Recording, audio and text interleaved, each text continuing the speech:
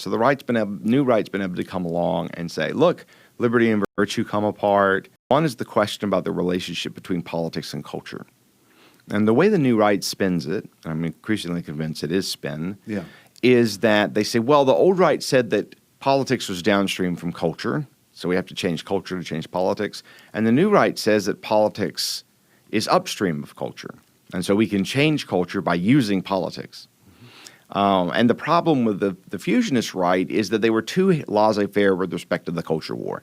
They said, oh, look, we'll just build the culture. But if the left controls political institutions, that strategy isn't going to work. And the fusionist gives us no help in order to figure out how to win in those circumstances. Yeah.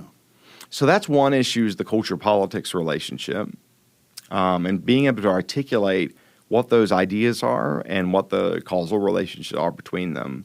And then, of course, there's the issue that markets rest on an idea of creative destruction, but that traditionalism wants to maintain stable forms of life over time. And so the question is, when you have an open society, do you get the preservation of these morally traditional kind of communities, or do markets systematically undermine them, such that you would need to close society around a shared conception of the good, restrictions on immigration, restrictions on trade, in order to maintain, say, a community that's built around an automobile factory, right, that would otherwise leave and go to Japan. So there's also these questions, more empirical questions about order, politics and culture, creative destruction versus tradition. And I think there were a lot of problems there that weren't fully worked out either. And so the new right's been able to come along and say, look, liberty and virtue come apart, tradition and markets come apart, politics and culture the relationship is misconceived. So those are the places where I think fusionism and fusionists have been kind of at their most vulnerable.